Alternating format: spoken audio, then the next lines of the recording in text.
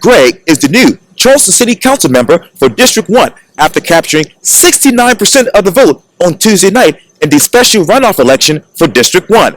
I speak exclusively to Councilman Gregg about what he will do on City Council for District 1 for this edition of Quintin's Close-Ups. And if you haven't already, subscribe to my YouTube channel and like Quintin's Close-Ups on Facebook. Councilman Gregg, welcome back to Quintin's Close-Ups. Thanks, Quintin. And congratulations to you. Thank you. You're very welcome. I know that on Facebook you said this recently. Thank you, District 1. We had a great turnout. And while not official, it is official now, obviously. It looks like we secured about 69% of the vote.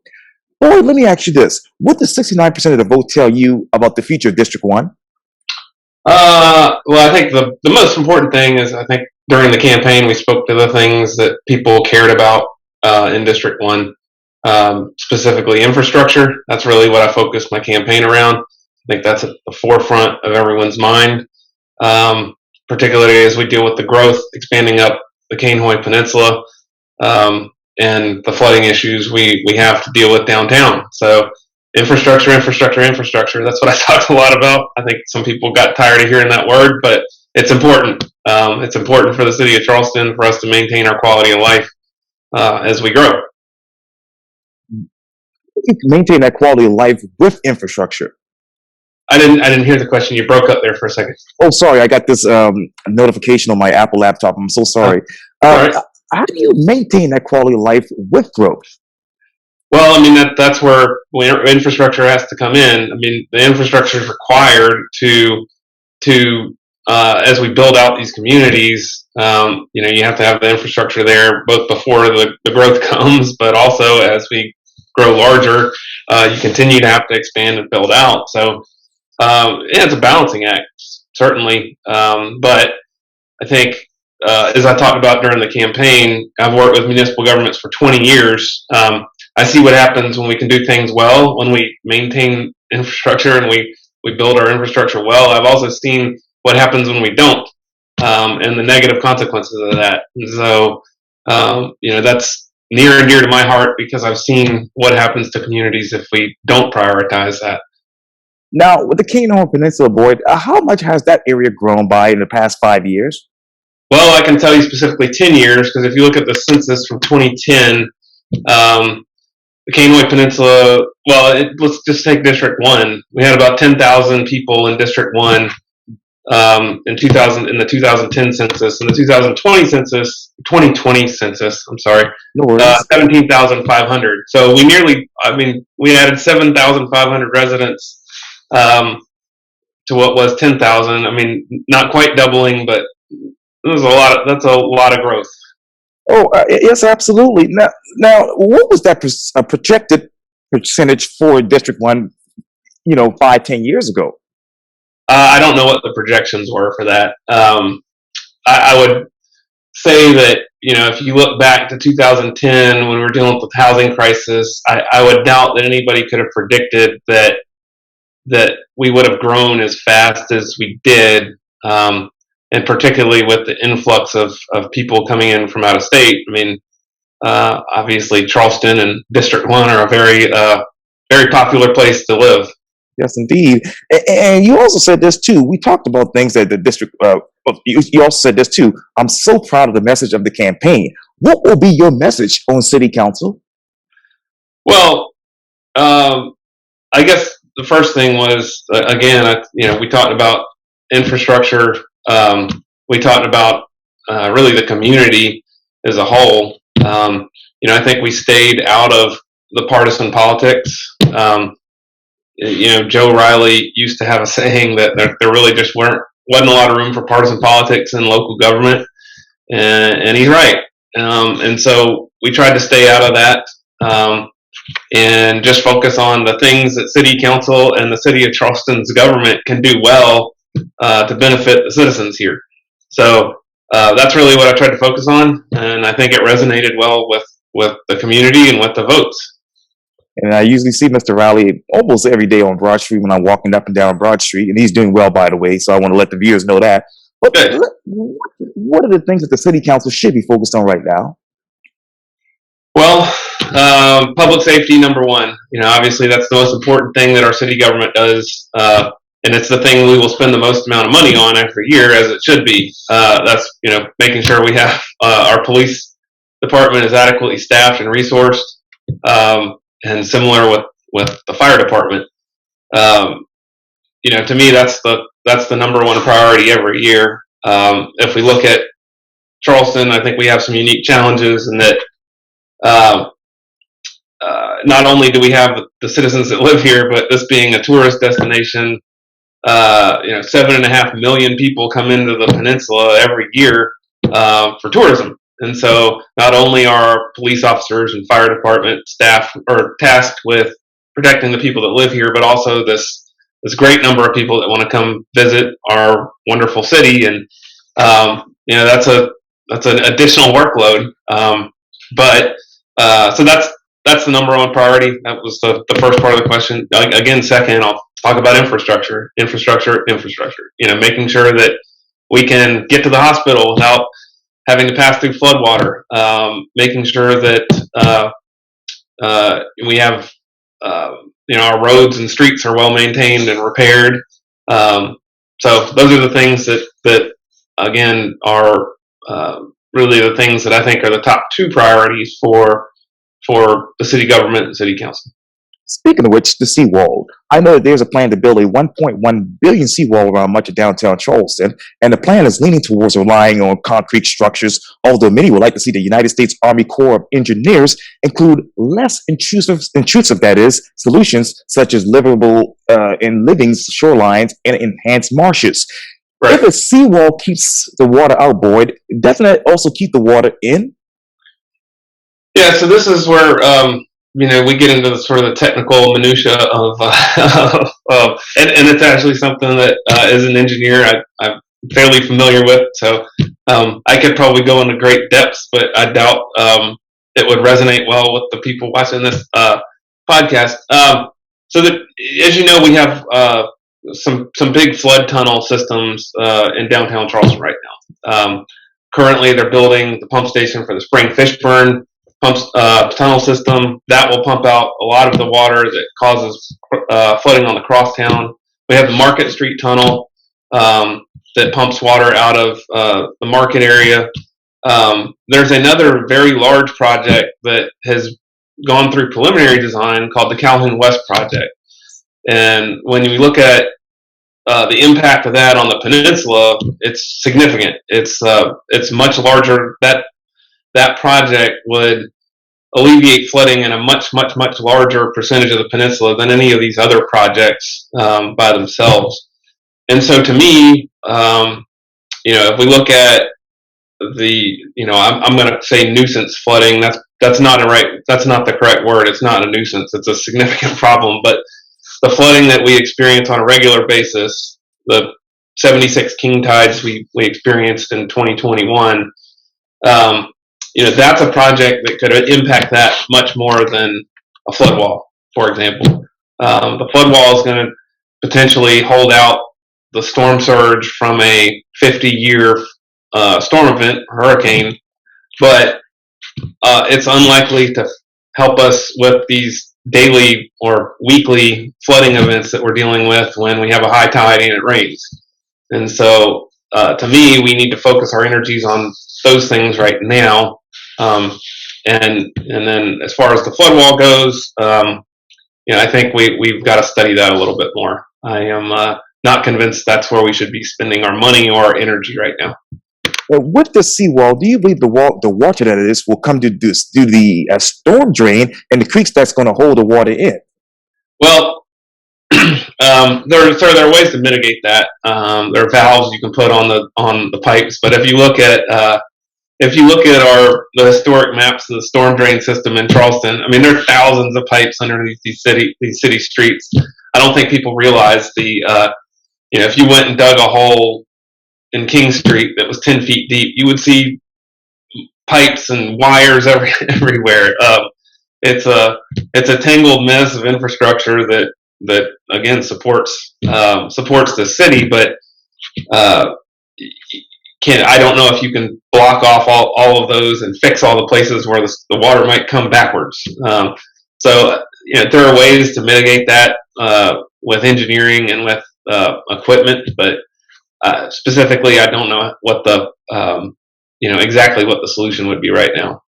And should the city just create a sort of multi-layer approach to great infrastructure versus a seawall? Well, yes, and that's where we get to a comprehensive flood management plan, and that was part of the city budget this year. So I'm really happy to see that. This is we've got to study this problem, and we've got to develop, like you said, a multi-tiered approach to how we're going to. Building a tunnel is not the only answer, and building a seawall is not the only answer. So we've got to study the problem and figure out what the best solution is, both in the short term and the long term, while also trying to make the best use of our taxpayer dollars.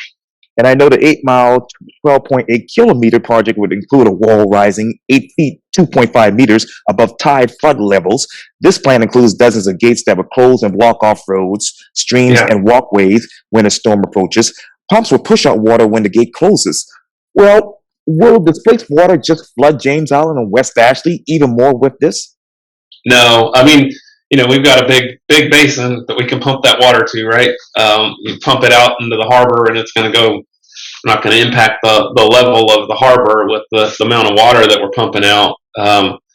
You mentioned some of the systems involved with this flood wall. So you mentioned the gates that have to cross and close across city streets. You mentioned the pump stations. All those things have to work perfectly together in order for this system to work.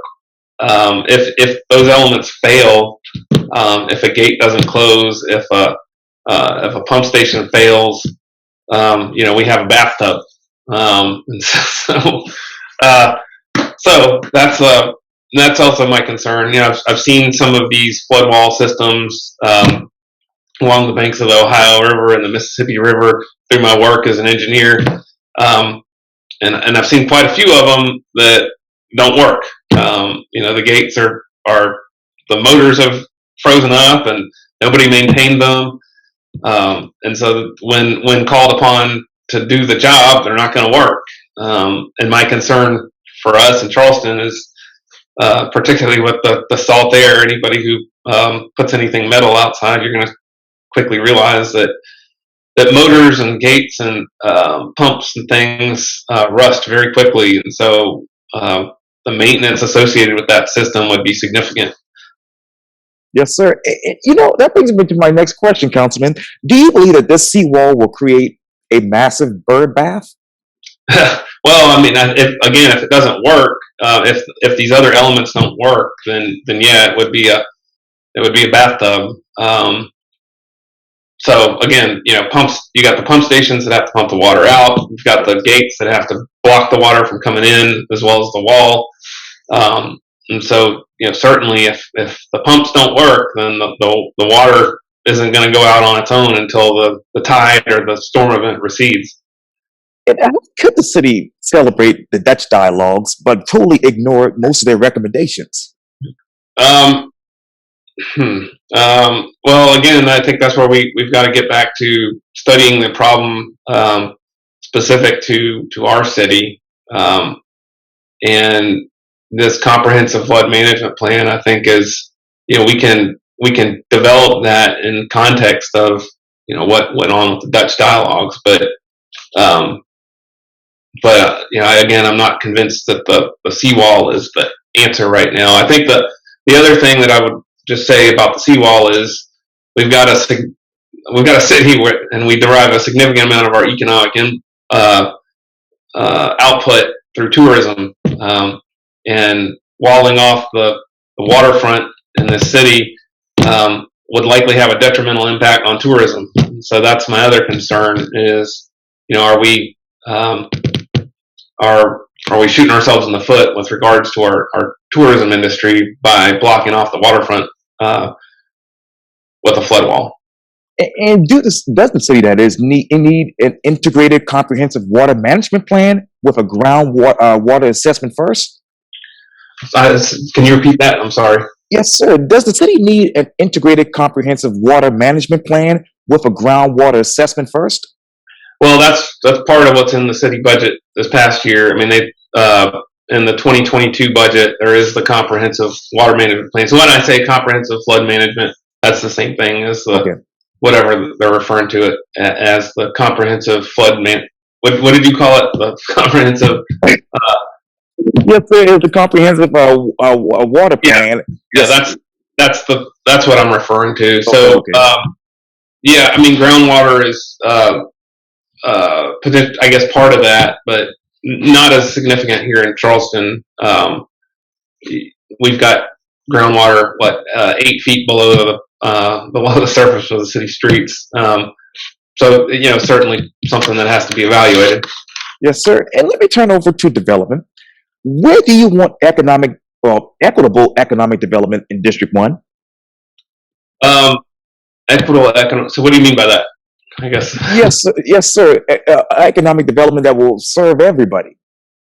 Yeah. Well, I think the first thing it seems that people have brought to my mind is, or brought up during the campaign, is affordable housing.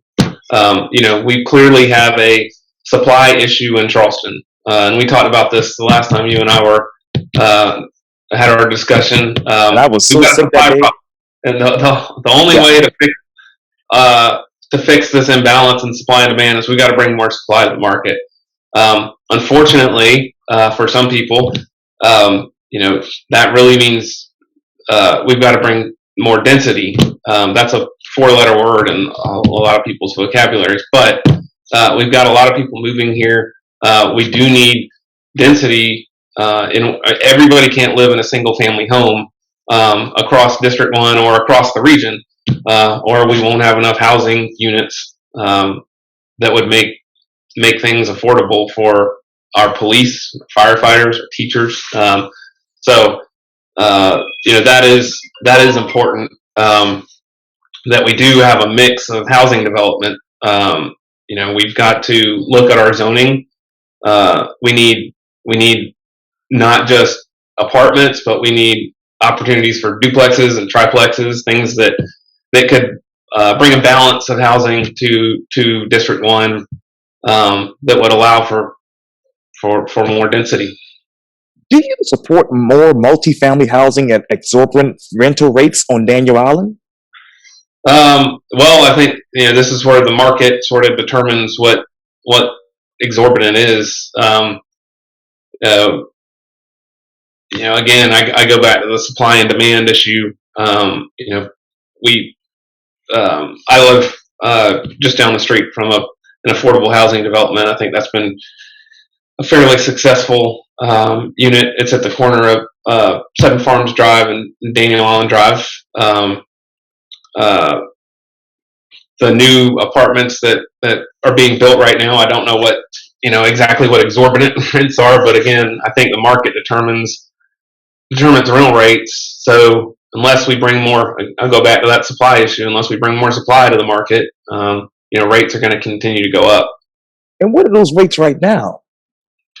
Well, I can't speak specifically to what entry level apartment rental rates are, but I would imagine they're fairly expensive right now. In what ways should the city of Charleston continue to coordinate with neighboring jurisdictions to implement economic development recommendations in your district, per se? Well, I am a big fan of the BCD COG, Berkeley, Charleston, Dorchester Council of Government. That's a great example of multiple government agencies working together, so I think that's important, that we continue to support that organization, and I think they can look at things like that regionally versus every government in their silo looking at the problem individually.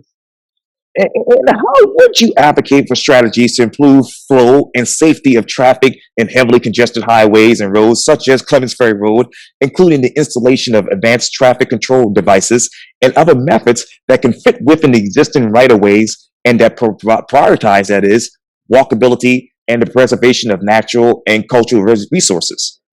That's a good question. Well, so with regards to advanced signaling, I think Mount Pleasant showed us a great example of that on 17. They implemented that after 17 was expanded back. What was that? 10 years ago now, probably. And that's been very successful. So hopefully we can implement similar strategies on Clements Ferry Road. That's obviously the most heavily trafficked corridor outside of 526 in District 1. It's the way my son gets to school every morning and comes home. We are very familiar with that traffic, and so certainly want to mitigate that as much as possible. Berkeley County is doing a great job with the second phase of the widening of Clements Ferry Road. That'll obviously make a big impact on traffic and getting people up and down that corridor. But you're right. There's it's a multi-pronged approach, similar to flooding, with signaling and then the way we manage growth up and down there. Yeah, and I know you got to run. You got some other things to do, so just cut me off when you need to. How should the city collaborate with regional and state partners to increase preservation and restoration of saltwater ecosystems like our marshes and wetlands, as they are key carbon sequesting assets?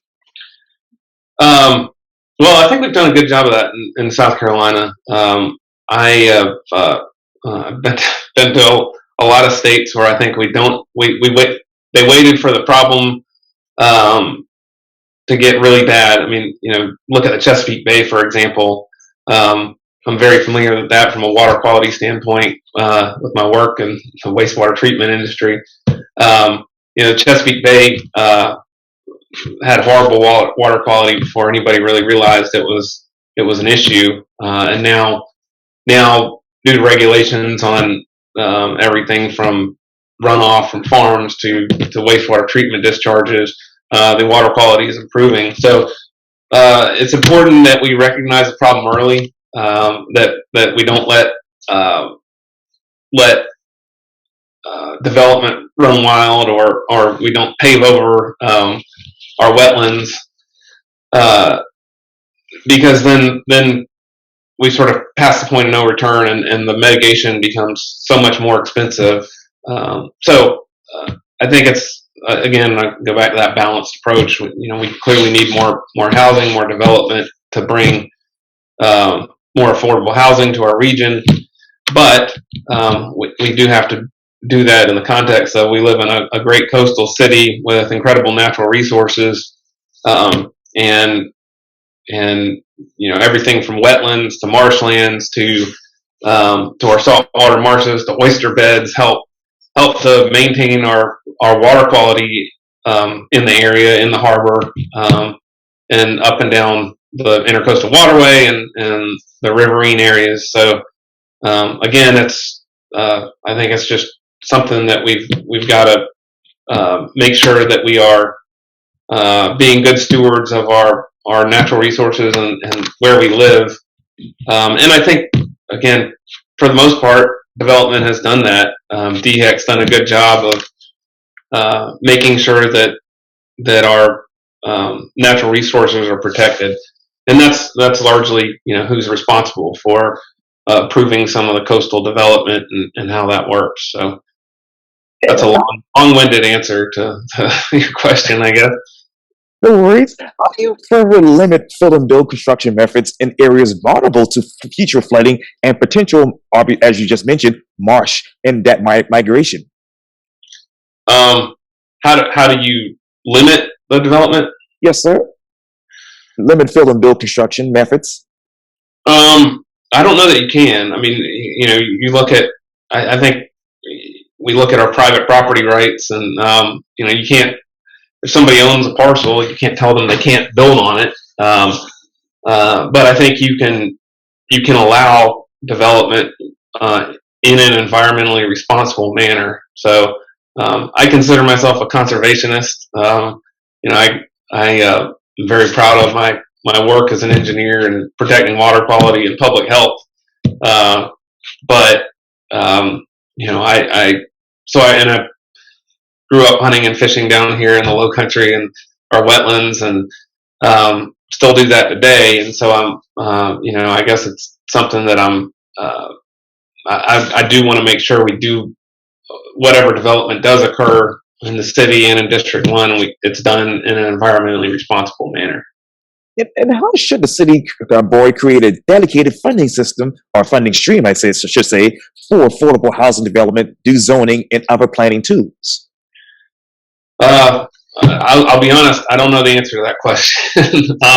I don't know, what legal methods we have that are available for specifically creating affordable public housing, but I think it's probably something that would be a cooperative effort between our city government, state government, and even the federal government. Yes, sir. And where in District 1 should the city explore opportunities to support new commercial and mixed-use developments to enter into a community benefit agreement or other commitments to hiring residents from the surrounding neighborhoods? Well, I look at like Point Hope and kind of how Daniel Island developed. And I think that those have been great examples of that. I think that we have a really good mix of commercial and residential areas out here. And while this is primarily a residential area, there are certainly opportunities for those in the community to work in some of our commercial businesses out here. I think that was done, again, with a market-based approach, and I think it's worked well. Yes, sir. And how should the city assign priority that is to areas in greatest need of improved infrastructure, and amenities in tangent with anti-displacement protections, that is? All right, you're going to have to repeat that. That was a very, very difficult question. Yes, sir. All right. How should the city assign priority that is to areas in greatest need of improvement infrastructure and amenities in tangent with anti-displacement protections? Yeah, so I look at the infrastructure piece of that, and so to me, we look at the flooding problems and where those are most impactful, and so there are quite a few communities that I would say are less affluent that we need prioritized infrastructure to protect them from flooding. And that's specifically on the east side of the peninsula. Those are some areas that really do need prioritized funding because it's regardless of where you live and what zip code you're in or what street you live on. I think our citizens deserve to be able to drive to work or go to school without having to wade through floodwater to do it. And in what terms do the city, grow its capacity to improve maintenance, that is, of existing drainage infrastructure, particularly in your district?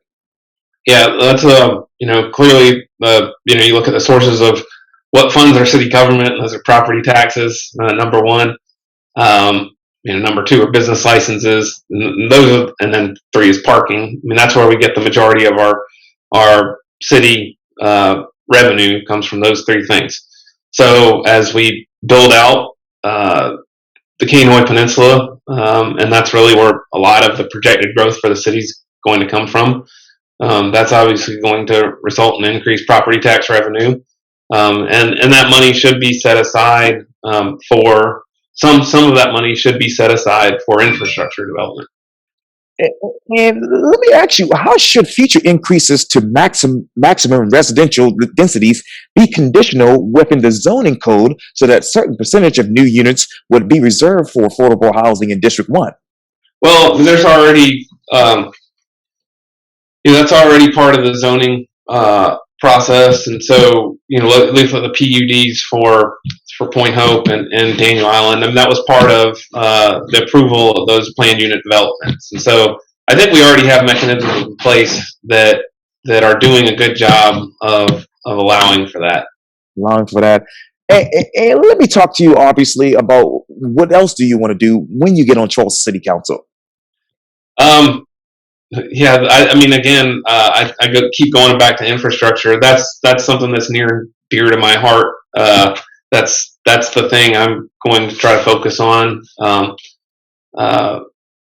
and I think it's important for the quality of life of our city, and the residents here. So that's really the thing I'm going to try to focus on more than anything else. And when you go back to Tuesday night and you look back at the mayor's State of the City address, what is the biggest difference? What letter grade would you give him as far as the delivery of that particular address? Delivery of the dress, I think Mayor Tecklenburg is he's a very nice guy, and he did a great job delivering his State of the City address. I'm looking forward to working with him. And what issues in that State of the City address are issues that you want to tackle in District 1? Again, you're probably going to get sick of me saying this, but infrastructure, right? He specifically mentioned flooding, and that being an issue in the city, and that's something that I hope I can help him with. And let me talk to you more about obviously what's going on with the latest with the commission. Obviously, it's now called the Human Affairs Commission. Would you, if you were on City Council today and obviously were in that City Council meeting, would you have deferred this decision on creating this particular commission? Yeah, that's a great question. So, a month ago, this was really a very controversial issue. I'm happy to hear from a lot of folks in the community that amendments are being made, and some compromises are being made that I think are making this less divisive as the days go on. And this is how government's supposed to work, right? I mean, we're all compromising, we're sitting around the table together, and changes are being made that are going to make this better for everybody. So I haven't seen the specific amendments that are coming out. I guess that would be on the agenda for the February 9th meeting. But I'm really eager to read what's going to be in it. And I look forward to hearing what changes are being made. And I'm happy to hear that we're all working together to try to make this better. And what amendments would be ideal in your mind? Well, I think the most important thing would be taking out some of these very divisive issues that were mentioned. So, the commission in and of itself is not a bad thing. I think the problem that I saw is that the report that was issued had some very divisive elements in it, and so trying to divorce, I think, the commission from the report has been probably the greatest challenge. But in and of itself, I think that the commission and the amendments that are being proposed or talked about right now, actually could be a good thing. We'll just have to see what it looks like. And what has this, from obviously the campaign to now being elected, what has this been for you emotionally? Well, it's been a mixture of exhaustion and joy, I guess.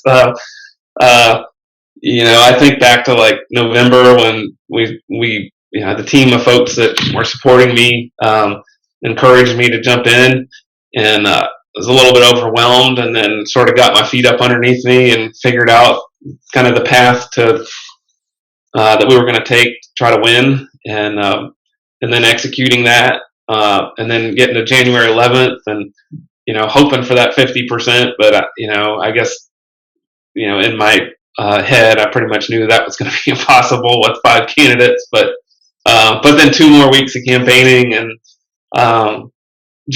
again, that was exhausting. But certainly Tuesday night was fun, and it was great to be around everybody that helped me and supported me, and we had a great time together. And now it's time to get to work. So it's like drinking water through a fire hose right now with talking to different people within the city government, talking to other council members, trying to learn as much as I can in a very short amount of time, because there's a lot to learn. I'm not gonna tell you that I know exactly what I'm doing, because that would be disingenuous, but I will say I'm gonna read a lot, and learn as much as I can in the next really the next 2 years to try to help District 1 as best I can, but again, more broadly, the city. Yes, indeed. And since you've been elected, have you been able to talk to Mr. Tecklenburg? Yeah, I talked to Mayor Tecklenburg sorry, my timelines are all fuzzy right now, but I believe Thursday we talked and had a good discussion. So again, I'm looking forward to helping him in whatever way I can. Now, have you been able to talk to him about redefining or even reevaluating the vaccine mandate and the negative test result for city council meetings for people to attend that? No, we haven't gotten into that, and so I think that we'll have those discussions later if necessary. Should it be in place? What's the question? Should the vaccine requirement and the negative test requirement be in place for people to attend city council? I don't believe that we should have vaccine mandates in place. I think that's a personal choice. I'm personally vaccinated, but I don't think that it's fair to mandate vaccines for our citizens. I think that it's questionable whether or not masks are effective, but I do think that they make some people feel better, and so I look at what we did in our church a month ago or 2 months ago. Our pastor asked us to wear masks going into church. Whether or not they were effective is questionable again, but I do know they made people feel better and they help more people come to church. And so, I'm willing to do that if that's what it takes. I guess the thing I would say is District 1 elected me to go sit in a seat, and so if I have to wear a mask, I'll wear a mask. Now, with the cases going up as it is around the country, should the mayor just revert back to doing virtual city council meetings? I don't think so. I think from what I've seen, and sorry, I've got about 3 minutes left, but from what I've seen, just personally, and the folks that I've been around in the last couple months, we're all going to eventually get this Omicron thing or whatever the latest variant of COVID is. And I think if we look at what's going on in like Belgium, Netherlands, they're sort of going back to normal now. I think we've all realized at this point that we're never going to totally eliminate this, and so maybe it is time to move on. I think that my hope is that we've hit the peak of this latest wave, and hopefully we will see less and less COVID as the months progress.